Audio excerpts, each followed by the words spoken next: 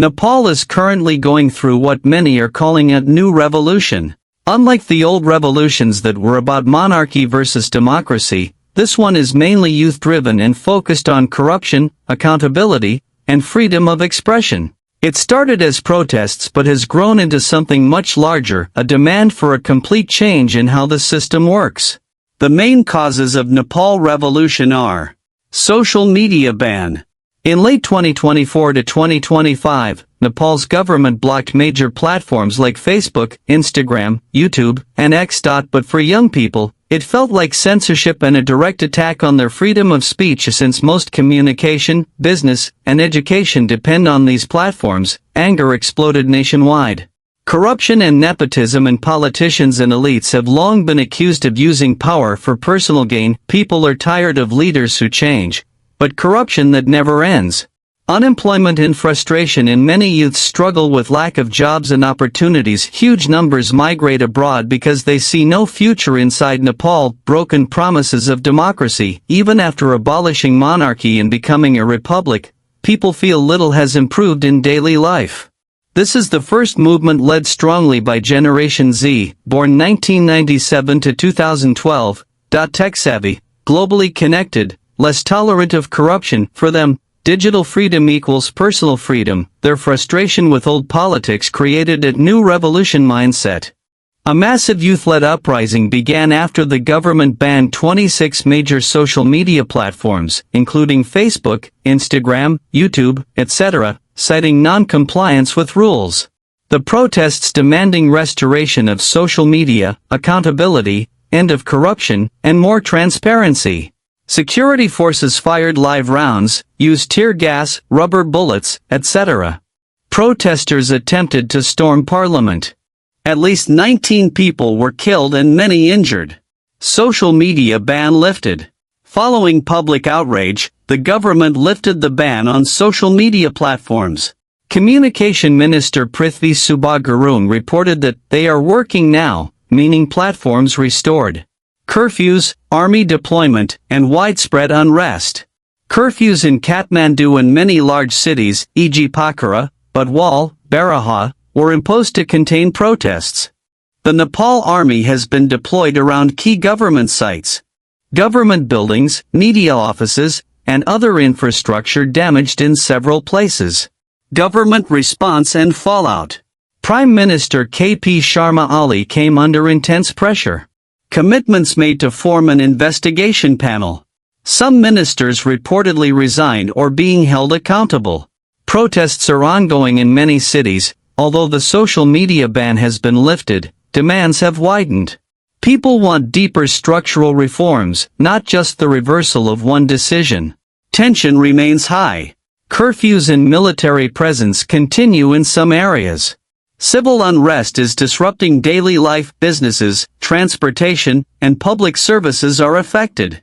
Damage to public infrastructure and media organizations is creating added challenges and straining resources. Despite unrest, the economy is projected to grow in FY25, around 4.5% growth, per latest World Bank estimates, up from 3.9%. But there are weak spots: damages from floods and landslides, disruptions in tourism infrastructure, damage from protests and natural disasters have knocked back some growth. Beyond undoing the social media ban, citizens want transparency, anti-corruption measures, reform of institutions. Delivering that is complex. Economic fallout. Continued unrest can disrupt investment, tourism, business, and daily life. Nepal's reputation matters for foreign investment and aid. The social media ban has been lifted, but protests are not over. Demands have broadened. Curfews and military/security presence remain in many places. Casualties and damage from clashes are serious. Investigations promised economy shows some resilience, but under pressure from both natural disasters and unrest. Deadly clashes and violence of security forces use tear gas, rubber bullets, live rounds, water cannons.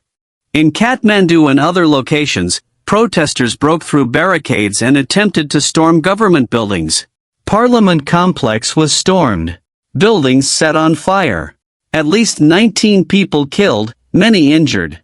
After the escalating unrest, The government lifted the social and investigation panel was set up, compensation offered to victims, free medical treatment for injured, security measures and instability of curfews imposed in Kathmandu and other cities. Nepal army deployed to restore order. Damage to infrastructure of government. Political vacuum and uncertainty. With Ali resigned, there's a scramble over who leads next. The transition period is volatile. Specifics about interim leadership are not finalized. Broad demands beyond the ban of protesters are not just asking for lifting the ban. They want systemic changes, accountability, end to corruption, more transparency, economic opportunities, etc. Tension and risk of further violence is because many protesters are young, digital savvy, and mobile. They can mobilize quickly.